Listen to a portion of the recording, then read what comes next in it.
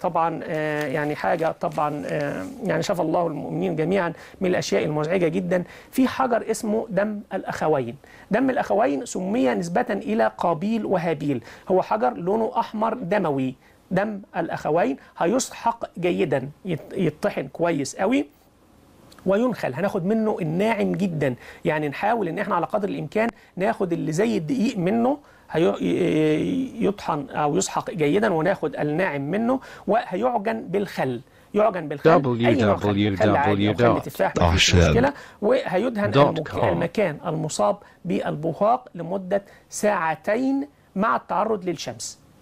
يدهن المكان المصاب بالبهاق لمدة ساعتين مع التعرض للشمس، اللي هي بتبقى أول الصبح خالص علشان ما تبقاش حامية على الجسم. دي أول خطوة في علاج البهاق. دم الأخوين، حجر دم الأخوين يسحق ناعما جدا ويعجن بالخل، ثم يوضع على المكان المصاب كدهان لمدة ساعتين مع التعرض للشمس.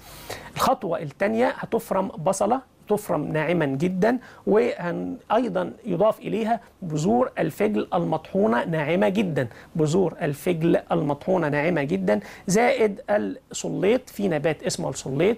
والكلام ده كله هيعجن بالعسل، وهيدهن المكان المصاب بالتناوب مع الخلطة السابقة. يعني ايه بالتناوب مع الخلطة السابقة؟ يعني الثانية صباحا يبقى دي هنعملها مساء. الخطوة الأولى صباحا والخطوة الثانية هنعملها مساء. في شراب معين هيحضر عبارة عن 50 جرام من الكركم، و100 جرام من الخلة البلدي، 100 جرام من الخلة البلدي، و50 جرام من نبات اسمه بقلة الملك، معروف وموجود عند العطارين، بقلة الملك.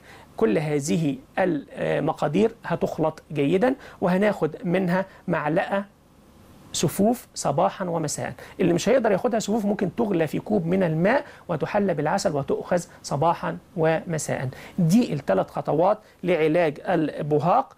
مهم قوي الاستمرارية عليهم. هنجد نتيجة طيبة إن شاء الله بعون الله عز وجل في بادئ الأمر. الاستمرارية مهمة علشان نقدر إن احنا نمنع ظهوره تاني أو انتشاره أكتر من كده. طبيا كل هذه المكونات اللي أنا قلتها في حاجة اسمها فلوفيدينات.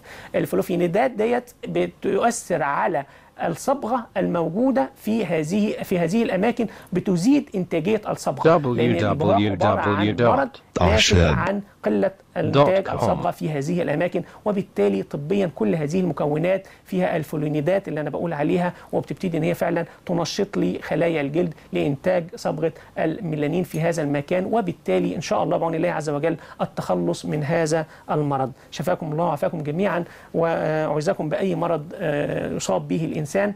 أنا كان نفسي أكمل مع حضراتكم، ولكن دايما الوقت بيداهمنا. في انتظار رسائل حضراتكم دايما إن شاء الله بنجاوبها زي ما حضراتكم شايفين، وما حدش يزعل مننا ان احنا في بعض الرسائل ما بنجاوبهاش، لان الكلام لما هيعاد كتير هيعطلنا كتير وهيأخرنا كتير. اتكلمنا النهارده عن الكبد وعن كبد www.ahshab.com